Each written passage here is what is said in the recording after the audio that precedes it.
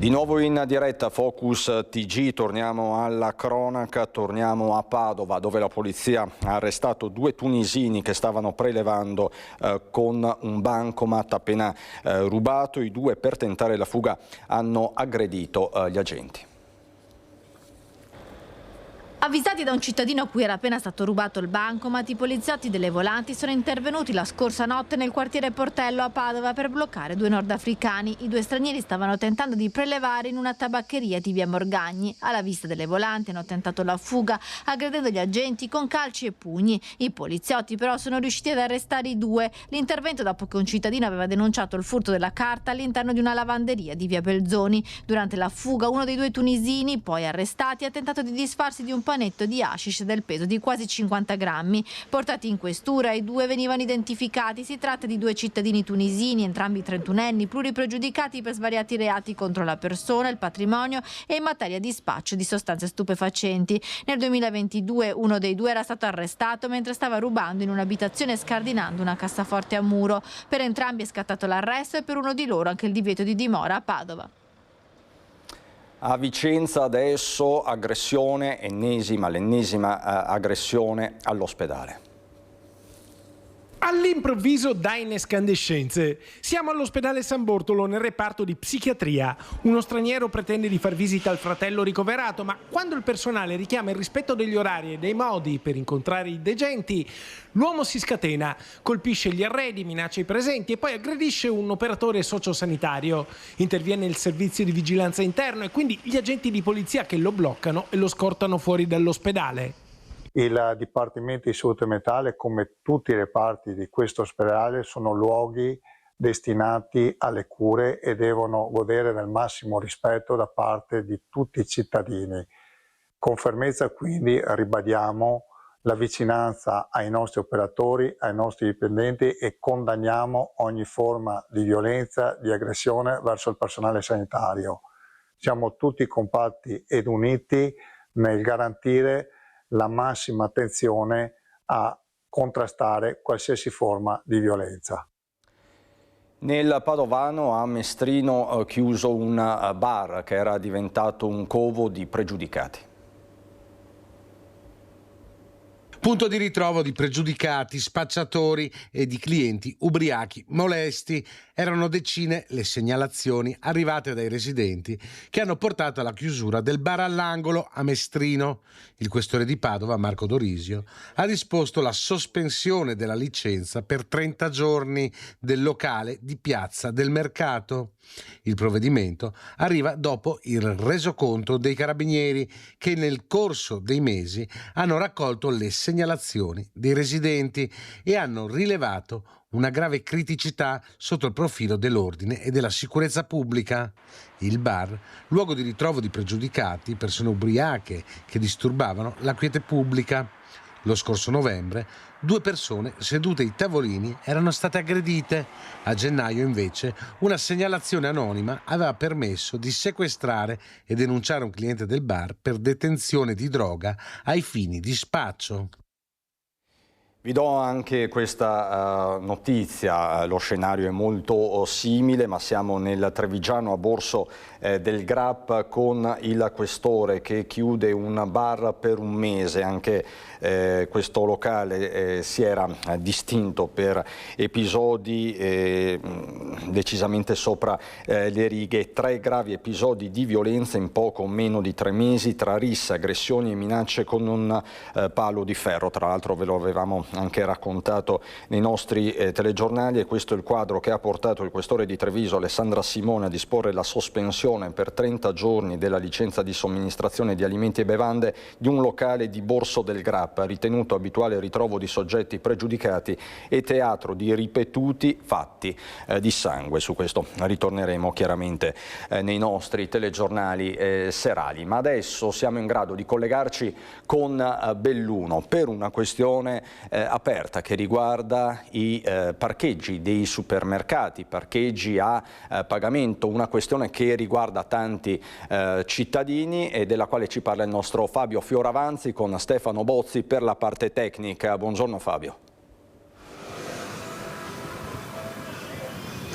Grazie della linea da Belluno con Franco Roccon per un caso che vi esponiamo da qui, ma che siccome riguarda le catene dei supermercati ci sembra verosimile possa accadere identico anche a Treviso, a Padova, a Vicenza, in tutte le altre località dove si trovano i supermercati delle stesse catene, dove succede che all'ingresso c'è un cartello e oltre una certa permanenza della propria auto nel parcheggio arriva a casa una lettera.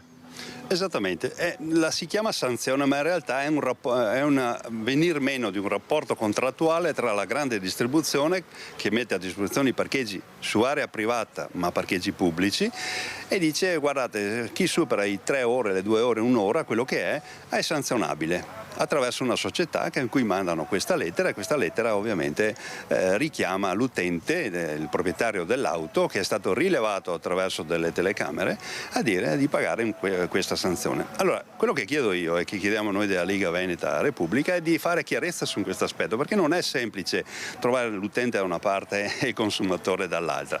Possiamo capire benissimo che la GDO, la grande distribuzione organizzata, ha necessità di avere una rotazione dei propri parcheggi e quindi anche la vendita dei propri prodotti, ma stant'è che insomma il cliente, almeno ricevo i messaggi di questi giorni, è che dice: dove c'è questa operazione io non vado a fare la spesa, e quindi è un danno per sostanzialmente ti mettono a disposizione un timing gratuito, certo. Dopodiché se ti soffermi, come ti dicevo, da qui in poi devi pagare la tua sosta. Esattamente. Spesso, soprattutto su Belluno, è vicino al nosocomio dell'ospedale di Belluno e quindi l'utilizzo di questi parcheggi che sono messi in termini gratuiti, l'utente stesso va in ospedale, quindi sta più di 3 ore e più di 3 ore ovviamente riceve questa sanzione. Di che cifra? Dai 40 ai 59 euro, 54 euro, insomma una cifra che magari che non va, chiaramente non va al comune, non va al pubblico. Non va al pubblico, non è il pubblico a emetterla, non c'è il rapporto col pubblico e c'è una società, un SRL che emette queste lettere. Tra l'altro il fatto che arrivino delle lettere semplici può essere anche non raccomandate. E ne hai certo che sono lettere semplici? Assolutamente sì, le ho viste quelle che hanno ricevuto diversi utenti, tra l'altro Belluno, nella zona dell'ospedale succede abbastanza spesso, e diciamo che è una lettera normale, non è una raccomandata, non è una tracciabilità della lettera che arriva, quindi può essere anche messa in discussione il fatto stesso che quindi se uno non paga? Io non so cosa avviene, nel senso che anche arrivare alla riscossione coatta della sanzione non pagata io la vedo difficile, non so. Ho chiesto e chiedo al comune di Belluno, attraverso la polizia locale e gli organi preposti, di fare una verifica, perché tra l'altro le concessioni rilasciate a suo tempo di 1500 metri quadri di superficie di vendita chiedono anche un X numero di parcheggi a disposizione di parte pubblica. Su alcuni sono state messe anche delle sbarre, ma che non vengono mai chiuse, ma potrei capire se venissero chiuse durante la notte, perché l'attività commerciale non c'è, ma durante il giorno qualche perplessità ovviamente balza agli occhi. E siccome stanno crescendo come funghi questi tipi di operazioni, io credo sia bene fare chiarezza, anche forse in ambito regionale, perché la questione è abbastanza pregnante per l'utente, ma è pregnante anche per le attività commerciali, perché ovviamente vanno a perdere un incasso. Non so dire questi soldi delle sanzioni dove vanno a finire, se sulla GDO, la distribuzione, o se sulla società che fa i rilevamenti attraverso telecamere, cosa che insomma spetterebbe solo a parte pubblica, non a soggetti privati fare il rilievo con queste telecamere. Quindi anche questa è una questione da vedere.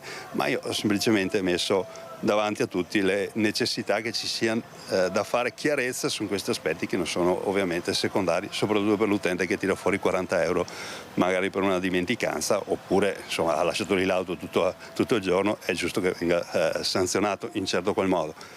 Prima si usava il buon senso, allontana la tua, lei guida tutto il giorno, non metterla più, è finita lì. E poi sono subentrate queste tipologie di cose, applicando due codici del codice civile, il 1336 e il 1341, che poi stridono col codice della strada e col codice del consumo. Ecco, quindi è necessario fare assolutamente chiarezza. Grazie Franco Roccon, ripetiamo, è un caso, siccome si parla di grande distribuzione, che verosimilmente non riguarda solo Belluno, ma tantissime altre città, tantissime altre aree di parcheggi di tantissimi altri supermercati. Da Belluno è tutto lì nello studio. Grazie Fabio Fioravanzi con Stefano Bozzi per la parte tecnica. Noi adesso vi raccontiamo di un furto, il furto di un'auto con questi ladri che hanno rubato un'auto a Castelfranco Veneto e sono stati rintracciati dai carabinieri a Vigo d'Arzere. Ci sono 3 denunciati. Stava spingendo l'auto rimasta in panne dopo il furto. Sono stati bloccati a Vigo d'Arzere e denunciati 2 nordafricani e una donna italiana che qualche giorno fa avevano rubato un'auto parcheggiata a Castelfranco Veneto. I 3, domiciliati nel Trevigiano, sono noti alle forze dell'ordine. La segnalazione era arrivata ai carabinieri di Vigo d'Arzere mercoledì. Un passante aveva notato i 3 spingere l'auto. La vettura, però, era intestata a una donna di Castelfranco che ne aveva appena denunciato il furto. Il veicolo era stato rubato all'esterno della sua abitazione, dove era posteggiato con le chiavi inserite. Le chiavi sono state trovate in possesso del 29enne. All'interno dell'abitacolo i carabinieri hanno trovato anche un bancomat risultato provento di un altro furto. La donna e uno dei 2 nordafricani sono stati denunciati. Il terzo complice, invece, è stato trovato poco lontano mentre cercava di nascondersi, ma è stato anche lui denunciato per ricettazione. Così dunque tra Castelfranco Veneto e Vigo d'Arzere, noi adesso andiamo in pubblicità, a fra pochissimo.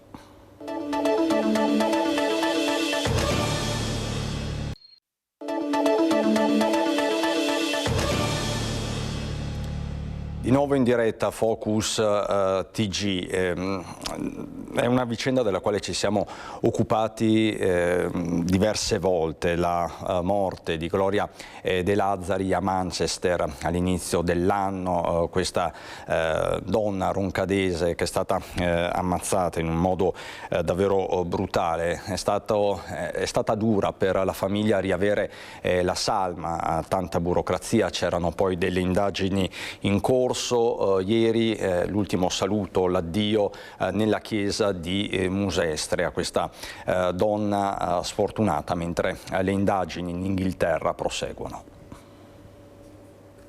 Quante domande aperte cui non troviamo risposta, quanti e quali sentimenti contrastanti scopriamo abitare il nostro animo, e forse tra tutti i sentimenti un posto rilevante se lo ritaglia la rabbia. La rabbia per una morte violenta, quella di Gloria De Lazzari, assassinata nel gennaio scorso a Bolton, vicino a Manchester, dove lavorava da 5 anni come rider. La rabbia per i tanti perché ancora senza risposta, chiusi nel silenzio dell'unico indagato per omicidio, il 33enne James Morton, che sarà processato in Inghilterra il 21 agosto dopo che saranno resi noti gli esiti di una perizia psichiatrica. La lunga attesa dell'arrivo del corpo dell'amata figlia Gloria si è conclusa lunedì scorso. Sono passati ormai 6 mesi da quel 19 gennaio, un tempo che ha messo a dura prova il vostro cuore e la vostra mente, provocando, credo, una condizione psicofisica, spirituale, davvero di spossatezza, di svuotamento, di smarrimento. Una storia racchiusa nelle poche efficaci parole di Don Francesco Guarise, che ha officiato i funerali nella chiesa di Musestre, paese dove Gloria era nata 45 anni fa. Sul primo banco la disperazione di mamma Daniela, che non ha mai smesso di piangere vicino alla bara della figlia. C'è forse un dolore più grande che possiamo sperimentare sulla terra? A sostenere la mamma l'intera comunità di Musestre, ma anche Roncade, testimoniata dalla presenza del sindaco Marco Donadelle e di parte della giunta. Anche da questa comunità, ha ricordato Don Francesco, si percepisce la rabbia per una vita che non doveva finire così, ma che potrà continuare nel ricordo di chi l'ha conosciuta. Ma esiste, credo, anche una rabbia positiva. È segno di quella giusta passione che deve animare il nostro rapporto con la realtà. È un'emozione buona che è necessario manifestare di fronte al male, alla violenza, all'ingiustizia. È una collera, credo, causata dall'amore. Un amore che Gloria De Lazzari nutriva oltre che per la mamma Daniela e per il fratello Christian, ricordato più volte dal parroco, soprattutto per il papà Gaetano, accanto al quale ora riposerà per sempre nel piccolo cimitero vicino al Musestre.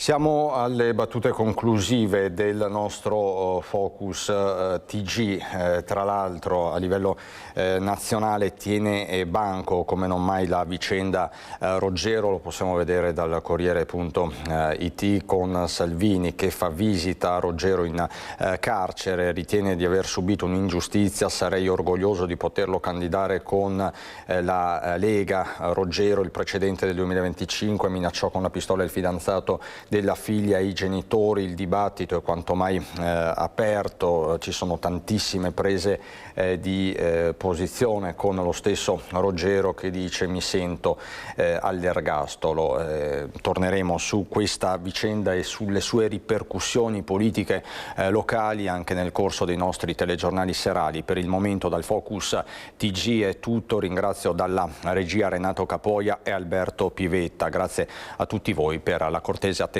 Buon proseguimento su Rete Veneta.